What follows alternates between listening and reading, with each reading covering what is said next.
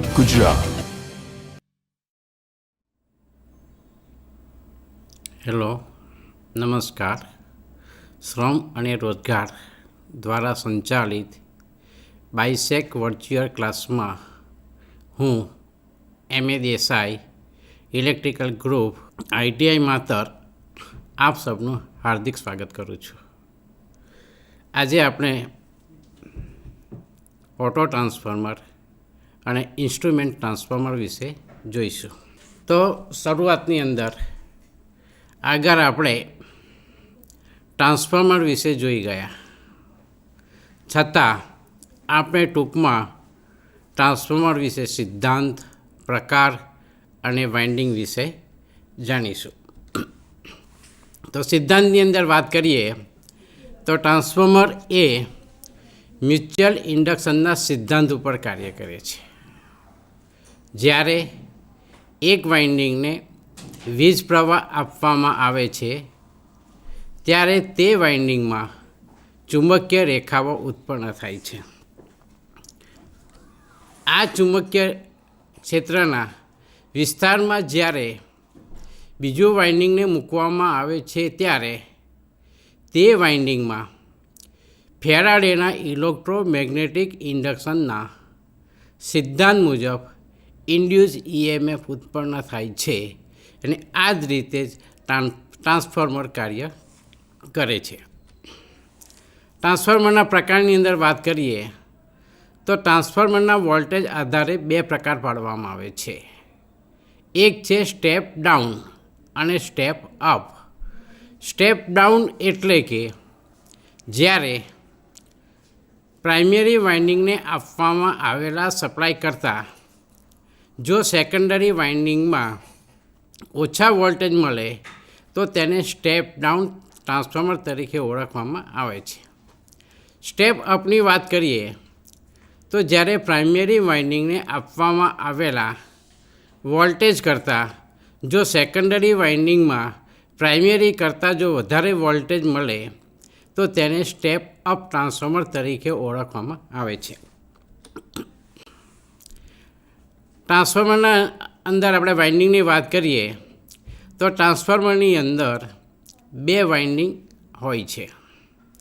એક છે primary winding અને બીજું છે સેકન્ડરી વાઇન્ડિંગ. તો પ્રાઇમરી વાઇન્ડિંગ આપણે જોઈએ તો જે વાઇન્ડિંગને સપ્લાય સાથે જોડવામાં આવે તે વાઇન્ડિંગને પ્રાઇમરી વાઇન્ડિંગ તરીકે ઓળખવામાં આવે છે. બીજું જોઈએ સેકન્ડરી વાઇન્ડિંગ. જે વાઇન્ડિંગને લોડ સાથે જોડવામાં આવે તે વાઇન્ડિંગને સેકન્ડરી વાઇન્ડિંગ તરીકે ઓળખવામાં આવે છે. હવે આપણે મેઇન ટૉપિક ઉપર ચર્ચા કરીશું, ઓટો ટ્રાન્સફોર્મર. તો સામાન્ય રીતે ટ્રાન્સફોર્મરમાં બે વાઇન્ડિંગ હોય છે. તેમાં એક પ્રાઇમરી વાઇન્ડિંગ અને સેકન્ડરી વાઇન્ડિંગ અલગ અલગ હોય છે. જ્યારે ઓટો ટ્રાન્સફોર્મર પ્રકારના ટ્રાન્સફોર્મરમાં ફક્ત એક જ વાઇન્ડિંગ હોય છે અને તેમાંથી બીજા વાઇન્ડિંગ માટે ટેપિંગ કાઢેલા હોય છે.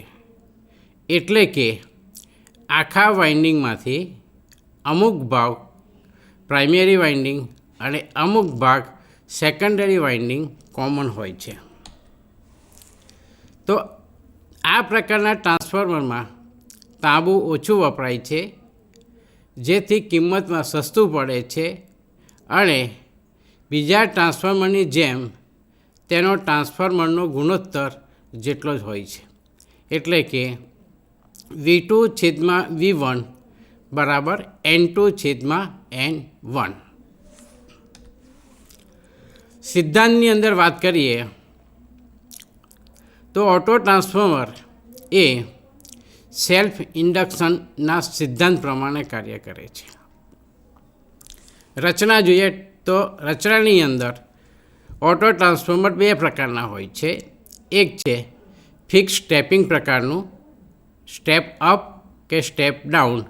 બીજું છે કન્ટિન્યુઅલી વેરિયેબલ પ્રકારનું. તો આકૃતિની અંદર જોઈશું કે ફિક્સ સ્ટેપિંગ વાળું સ્ટેપ અપ પ્રકારનું ઓટો ટ્રાન્સફોર્મર તો આની અંદર જોઈએ, આકૃતિમાં આપણે થોડું સમજીએ તો કોર ઉપર એક જ વાઇન્ડિંગ કરવામાં આવે છે. તેના બે છેડાને સપ્લાય સાથે જોડવામાં આવે છે, જેને V1 સપ્લાય તરીકે ઓળખવામાં આવે છે. બીજું જે છે એને વચ્ચેથી A અને C ટેપિંગ કાઢીને તેને લોડ સાથે જોડવામાં આવે છે. તે સેકન્ડરી વાઇન્ડિંગ તરીકે કાર્ય કરશે. તેને V2 વોલ્ટેજ તરીકે ઓળખવામાં આવે છે. સ્ટેપ અપની વાત કરીએ તો પ્રાઇમરી વાઇન્ડિંગ જે છે એ વચ્ચે સેન્ટરમાંથી A અને B ને સપ્લાય આપવામાં આવે છે, અને સેકન્ડરી વાઇન્ડિંગમાં A અને C ને લોડ સાથે જોડવામાં આવે છે. એટલે કે પ્રાઇમરી વોલ્ટેજ ઓછા હશે અને સેકન્ડરી વોલ્ટેજ વધારે હશે. ત્રીજું આવે છે કન્ટિન્યુઅલી વેરિયેબલ ઓટો ટ્રાન્સફોર્મર. તો આકૃતિની અંદર આપણે જોઈએ છીએ, એટલે જનરલી વ્યવહારની અંદર વોલ્ટેજ વેરિયેબલ કરવા માટે બી આ ઓટો ટ્રાન્સફોર્મરનો ઉપયોગ વધારે પ્રમાણમાં કરવામાં આવે છે, જે આકૃતિની અંદર જોઈ શકાય છે. તો ફિક્સ પ્રકારના ટ્રાન્સફોર્મરનો કોર રેક્ટેન્ગ્યુલર હોય છે અથવા તો સેલ પ્રકારનો હોય છે, જ્યારે કન્ટિન્યુઅલી વેરિયેબલ ઓટો ટ્રાન્સફોર્મર એ ટોરાઇડ પ્રકારની હોય છે, એટલે કે ગોળ રિંગ ટાઈપની અંદર હોય છે. આના જે કનેક્શન છે એ બ્રશ મારફતે લેવામાં આવે છે. કન્ટિન્યુઅલી ટ્રાન્સફોર્મરને વ્યવહારિકની અંદર તેને ઓટોવેરિક પ્રકારના ટ્રાન્સફોર્મર તરીકે ઓળખવામાં આવે છે. આ પ્રકારના ટ્રાન્સફોર્મરમાં વોલ્ટેજ જે છે જોઈતી કિંમત ઉપર બી રાખી શકાય છે. ઓટો ટ્રાન્સફોર્મરની આપણે સંજ્ઞા જોઈએ તો આકૃતિની અંદર આપણને સંજ્ઞા બતાવેલી છે. સંજ્ઞા ઉપરથી આપણને સ્ટેપ અપ, સ્ટેપ ડાઉન કે કન્ટિન્યુઅલી વેરિયેબલ પ્રકારનું ટ્રાન્સફોર્મર છે તે એની સંજ્ઞા ઉપરથી આપણે જોઈ શકાય છે. તો આકૃતિ નંબર 1ની અંદર એ આપણને જે ફિક્સ સ્ટેપ અપ ડાઉન પ્રકારનું ટ્રાન્સફોર્મર છે, બી છે સ્ટેપ અપ છે, અને સી છે કન્ટિન્યુઅસલી વેરિયેબલ પ્રકારના ઓટો ટ્રાન્સફોર્મર છે. તો કાર્ય જોઈએ તો સ્ટેપ ડાઉન ઓટો પ્રકારનું ટ્રાન્સફોર્મર અને સ્ટેપ અપ પ્રકારનું ઓટો ટ્રાન્સફોર્મર. તો આકૃતિની અંદર આપણે જોઈશું તો એ બી જે છે જે પ્રાઇમરી વાઇન્ડિંગ છે અને તેમાં N1 એટલે કે આકૃતિની અંદર A અને C ટર્ન્સ આવેલા હોય છે, જ્યારે A અને C એ સેકન્ડરી વાઇન્ડિંગ છે અને તેમાં N2 ટર્ન્સ A અને C જેટલા આવેલા હોય છે. પ્રાઇમરી વાઇન્ડિંગમાં પસાર થતો કરંટ I1 છે, જ્યારે સેકન્ડરી વાઇન્ડિંગમાં પસાર થતો કરંટ I2 છે. પ્રાઇમરી વાઇન્ડિંગમાં કરંટ I1 ને લીધે ફ્લક્સ ઉત્પન્ન થાય છે, જે ટર્ન્સ A અને C દ્વારા લિંક થવાથી એસીમાં EMF E અને ટ્યુ ઇન્ડ્યુસ થાય છે. આ ઇન્ડ્યુસ થયેલા EMF એ સેલ્ફ ઇન્ડક્શન પ્રકારના સિદ્ધાંત પ્રમાણે ઉત્પન્ન થાય છે અને ટર્મિનલ વોલ્ટેજ આપણને V2 મળે છે. AB વાઇન્ડિંગમાં N1 આંટા છે અને તેને V1 વોલ્ટેજ આપવામાં આવે તો પ્રતિ ટર્ન વોલ્ટેજ E1 બરાબર V1 છેદમાં N1, એટલે V1 એટલે કે પ્રાઇમરીને આપવામાં આવતા વોલ્ટેજ અને N1 એટલે કે પ્રાઇમરીની અંદર રહેલા ટર્ન્સની સંખ્યા. હવે આ E1ની કિંમત બંને વાઇન્ડિંગ માટે એક જ હોય છે. તેથી સેકન્ડરી N2 આંટા છે તો સેકન્ડરી વોલ્ટેજ E2 બરાબર E1 ગુણ્યા N2 બરાબર V1 છેદમાં N1 ગુણ્યા N2 થાય છે. જો N2ની સંખ્યા N1 કરતાં ઓછી હોય તો તેને સ્ટેપ ડાઉન ઓટો ટ્રાન્સફોર્મર કહે છે. પ્રાઇમરી વાઇન્ડિંગમાં પ્રવાહ BA તરફ વહે છે, જ્યારે સેકન્ડરી વાઇન્ડિંગમાં પ્રવાહ AC તરફ વહે છે અને લોડમાંથી વહે છે, જે આકૃતિ 2માં આપણે જોઈ શકીએ છીએ. ગૂંથરાનો ભાગ એસીમાંથી બંને પ્રવાહો વિરુદ્ધ દિશામાં વહે છે. I1 અને I2ની કિંમત કરતાં વધારે હોવાથી I2 - I1 જેટલો પ્રવાહમાંથી એસીમાંથી A અને C તરફ વહે છે. આમ એ વેક્ટર ક્વોન્ટિટી છે, પરંતુ આશરે બીજગણિતીય બાદબાકી લઈ શકાય છે. આકૃતિમાં સ્ટેપ અપ પ્રકારનું ટ્રાન્સફોર્મર દર્શાવેલ છે. આમાં પ્રાઇમરી વાઇન્ડિંગ AB જેટલું જ છે, જ્યારે સેકન્ડરી વાઇન્ડિંગ AC જેટલું જ છે. સેકન્ડરી વાઇન્ડિંગમાં N2 આંટા છે. N2ની સંખ્યા N1 કરતાં વધારે છે, જેથી V1 કરતાં V2 વોલ્ટેજ વધારે છે. આમાં પણ V1/V2 બરાબર N1/N2 બરાબર K એ આપણને ટ્રાન્સમિશન રેશિયો મળશે. ફાયદાઓની અંદર વાત કરીએ તો ઓટો ટ્રાન્સફોર્મરના ઉપયોગથી જ મોટો ફાયદો તાંબાના વજનમાં જો વોલ્ટેજનો ગુણોત્તર 1ની નજીક હોય તો આ ફાયદો વધારે થાય છે. 2 વાઇન્ડિંગના ટ્રાન્સફોર્મર કરતાં આ ટ્રાન્સફોર્મરની કાર્યક્ષમતા વધારે હોય છે. ત્રીજું છે ઓટો ટ્રાન્સફોર્મરની કિંમત ઓછી હોય છે. ચોથું, વોલ્ટેજ રેગ્યુલેશન સારી રીતે થઈ શકે છે. પાંચમું, 2 વાઇન્ડિંગના ટ્રાન્સફોર્મર કરતાં કદ ઓછું હોય છે. ગેરફાયદાની આપણે વાત કરીએ તો ઓટો ટ્રાન્સફોર્મરની સેકન્ડરીને પ્રાઇમરી સર્કિટથી છૂટી પાડી શકાતી નથી.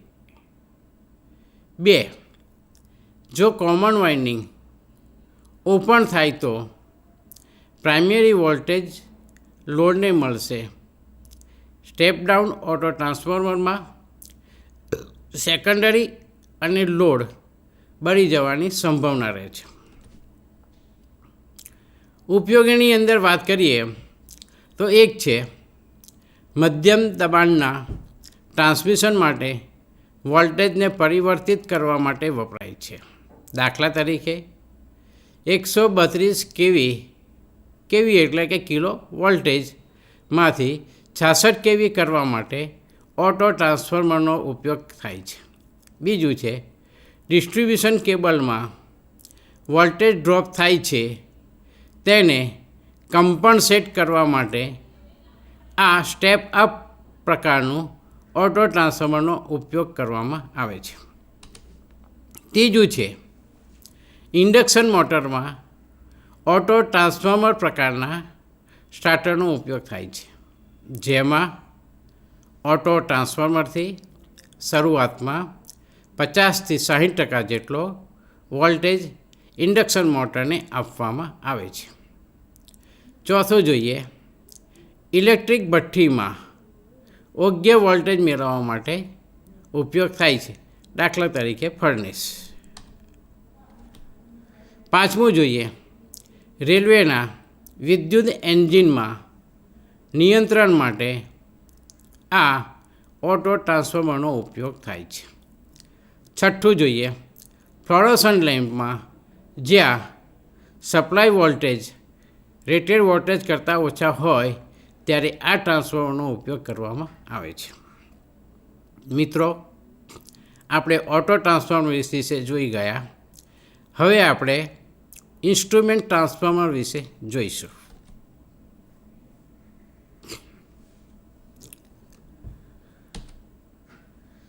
તો ડીસી સર્કિટમાં જ્યારે કરંટને ઓછા રેટેડવાળા એમ્પિયર મીટરથી માપવા યોગ્ય શન્ટ લગાવવાથી તેની રેન્જમાં વધારો કરવામાં આવે છે.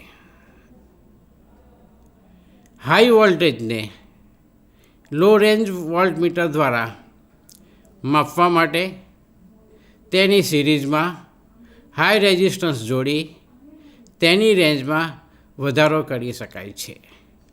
પરંતુ આ રીત ઓલ્ટરનેટિંગ કરંટ અને વોલ્ટેજ માપવા આ ઇન્સ્ટ્રુમેન્ટનો ઉપયોગ થતો નથી. મેજરિંગ ઇન્સ્ટ્રુમેન્ટની રેન્જ વધારવા માટે ઇન્સ્ટ્રુમેન્ટની સાથે વપરાતા ટ્રાન્સફોર્મરને ઇન્સ્ટ્રુમેન્ટ ટ્રાન્સફોર્મર તરીકે ઓળખવામાં આવે છે, જે ટ્રાન્સફોર્મરની, એમ્પિયર મીટરની, વોટ મીટરની કે એનર્જી મીટરની અંદર રહેલી કરંટ કોઇલની રેન્જ વધારવા માટે જ ઉપયોગમાં લેવામાં આવે છે, જેને કરંટ ટ્રાન્સફોર્મર તરીકે ઓળખવામાં આવે છે. જે ટ્રાન્સફોર્મરમાં વોલ્ટમીટરની, વોટમીટરની કે એનર્જી મીટરની પ્રેશર કોઇલ, જેને આપણે વોલ્ટેજ કોઇલ તરીકે ઓળખીએ છીએ, તેની રેન્જ વધારવા માટે ઉપયોગમાં લેવામાં આવે છે, તેને પોટેન્શિયલ ટ્રાન્સફોર્મર, ટૂંકમાં તેને પીટી તરીકે ઓળખવામાં આવે છે. તો મિત્રો, આપણે ટૂંકમાં કરંટ ટ્રાન્સફોર્મર અને પીટી ટ્રાન્સફોર્મર કોને કહેવાય તે આપણે જોઈ ગયા. વિસ્તૃતની અંદર આપણે હવે જોઈએ કરંટ ટ્રાન્સફોર્મર. તો આકૃતિની અંદર આપણને દર્શાવેલ છે પ્રેશર કોડ ઉપર એક સાઈડ ઉપર પ્રાઇમરી વાઇન્ડિંગ અને બીજી બાજુ સેકન્ડરી વાઇન્ડિંગ જોડેલ છે. સેકન્ડરી વાઇન્ડિંગને એમ્પિયર મીટર સાથે જોડવામાં આવે છે. પ્રાઇમરી વાઇન્ડિંગને સપ્લાય સાથે જોડેલ છે. તો આ ટ્રાન્સફોર્મરનો ઉપયોગ ઓછી રેન્જવાળા એમ્પિયર મીટર દ્વારા હાઈ એસી કરંટ માપવા માટે થાય છે. આ મીટરને સીધું લાઇન સાથે જોડવામાં આવતું નથી. આ ઇન્સ્ટ્રુમેન્ટને હાઈ વોલ્ટેજ લાઇનથી ઇન્સ્યુલેટ કરવામાં આવે છે, જે કરંટને સ્ટેપ ડાઉન કરે છે, જેને રેશિયો કહે છે. કરંટ ટ્રાન્સફોર્મરની પ્રાઇમરી કોઇલ કે જે આકૃતિની અંદર દર્શાવ્યા મુજબ એક કે તેથી વધુ જાડા તારની હોય છે, જે આકૃતિની અંદર દર્શાવેલ છે.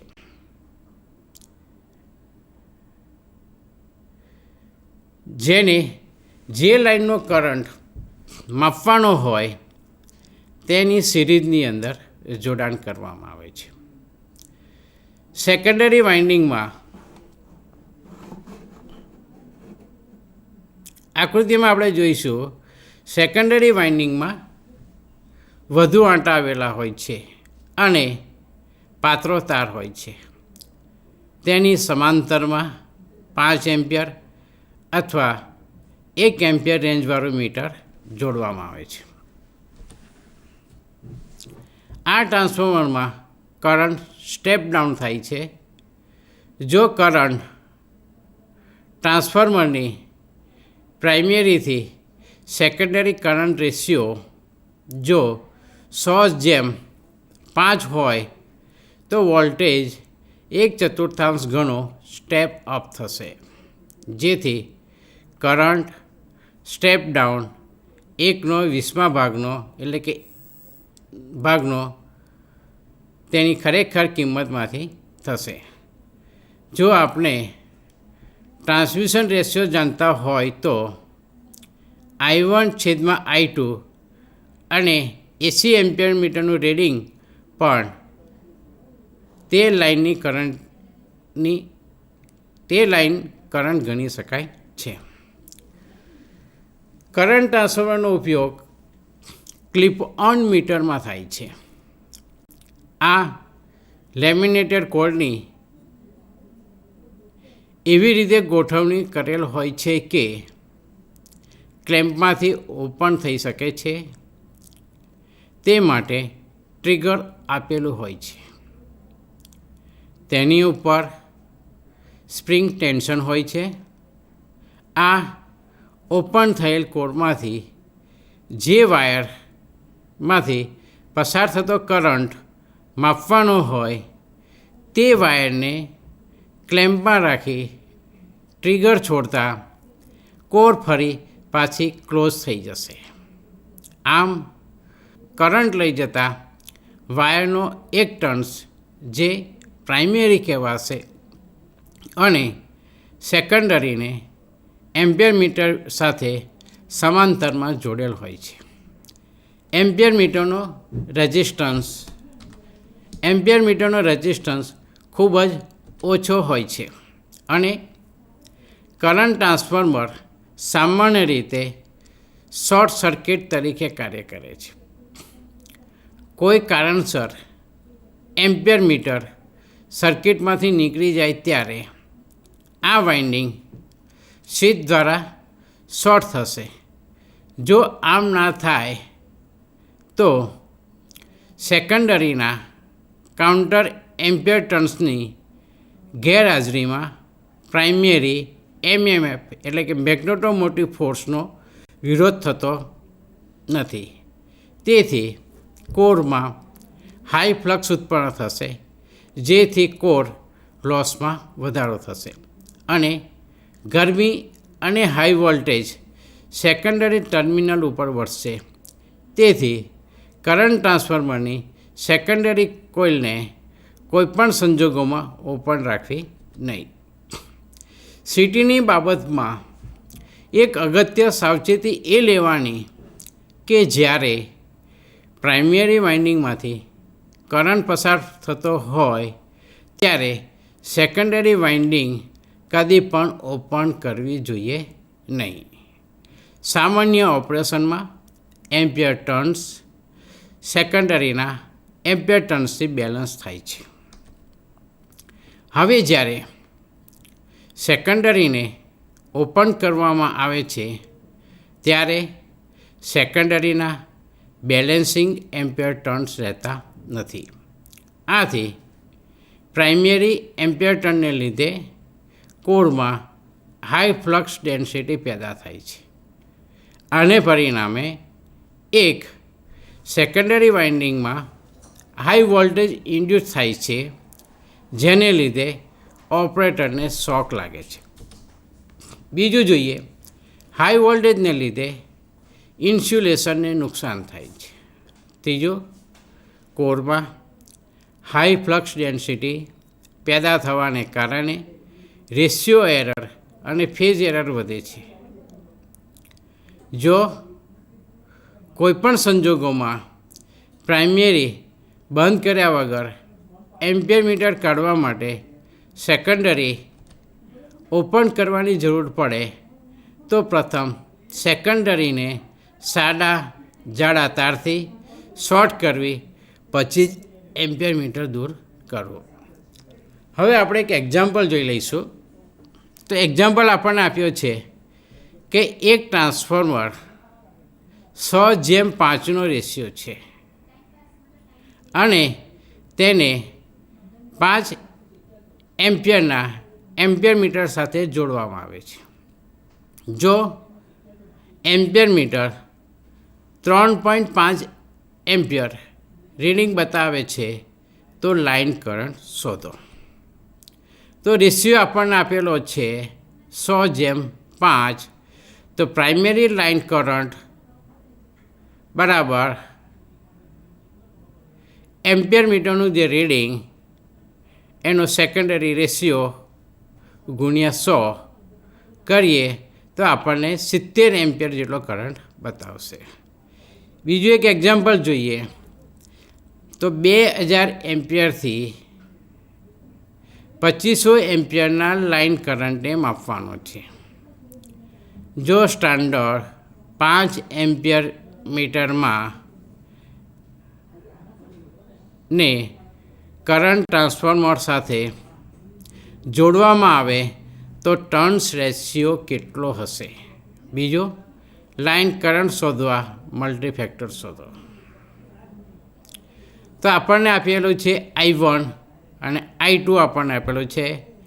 I1 છે 2000 આપણને આપેલો છે, I2 આપણને આપેલો છે 5, તો આવશે 400 આવશે. બીજું આપણને છે ફેક્ટર આપણને આપેલું છે, તો ફેક્ટર જોઈએ તો 2500/5, તો ફેક્ટર આવશે 500. તો એનું આપણે જોઈએ તો 2000 માટેનો રેશિયો આવશે 400:1, 2500 માટે આવશે 500:1, 2000 માટે મલ્ટીફેક્ટર જોઈએ તો 400 અને 2500 માટે જોઈએ તો મલ્ટીફેક્ટર 500. હવે આપણે જોઈએ પોટેન્શિયલ ટ્રાન્સફોર્મર વિશે. તો આ ટ્રાન્સફોર્મર જે છે, આગળ આપણે પોટેન્શિયલ ટ્રાન્સફોર્મર વિશેની ચર્ચા કરી કે જ્યાં હાઈ વોલ્ટેજનો સપ્લાય માપવાનો હોય એવી જ જગ્યાએ આ પોટેન્શિયલ ટ્રાન્સફોર્મરનો ઉપયોગ કરવામાં આવે છે. તો આપણે એની વિસ્તૃત ચર્ચા જોઈએ. તો પોટેન્શિયલ ટ્રાન્સફોર્મરમાં એક્યુરેટ રેશિયોવાળા ટેપ ડાઉન ટ્રાન્સફોર્મર હોય છે અને તે સ્ટાન્ડર્ડ લો રેન્જ વોલ્ટમીટર, સામાન્ય રીતે 150 વોલ્ટ સાથે જોડવામાં આવે છે, જે ટ્રાન્સમિશન રેશિયો દ્વારા મપાતા વોલ્ટેજ દર્શાવે છે, જેને રેશિયો દ્વારા હાઈ વોલ્ટેજ સાઇડના વોલ્ટેજ મેળવી શકાય છે. આકૃતિની અંદર આપણે જોઈએ દર્શાવેલ છે. તો આકૃતિની અંદર લેમિનેટેડ કોડ ઉપર પ્રાઇમરી અને સેકન્ડરી સાઇડ દર્શાવેલ છે. પ્રાઇમરી સાઇડને સપ્લાય સાથે P અને N સાથે જોડેલ છે. સેકન્ડરી સાઇડને વોલ્ટમીટર સાથે જોડવામાં આવે છે અને તેને ગ્રાઉન્ડ એટલે કે અર્થિંગ કરવામાં આવે છે, અને સેકન્ડરી અને તેને સીધો લોડ સાથે જોડવામાં આવે છે, જે આકૃતિની અંદર જોઈ શકાય છે. તો આકૃતિમાં દર્શાવ્યા મુજબ આ ટ્રાન્સફોર્મર સેલ ટાઈપ હોય છે, જેમાં 2 વાઇન્ડિંગ આવેલા હોય છે, પ્રાઇમરી વાઇન્ડિંગ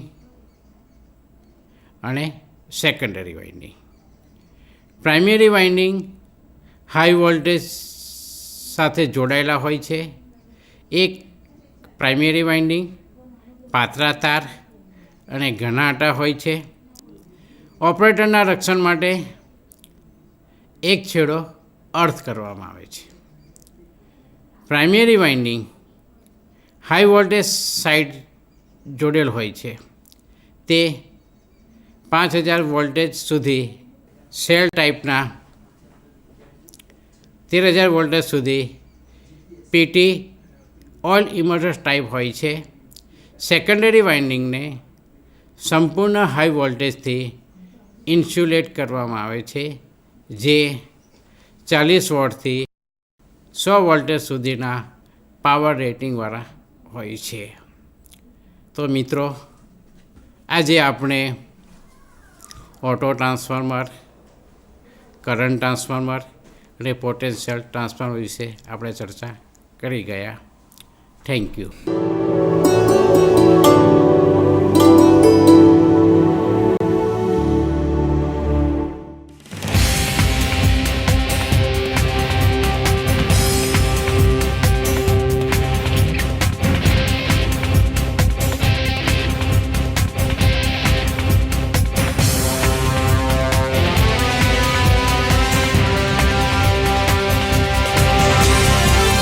વંદે ગુજરાત.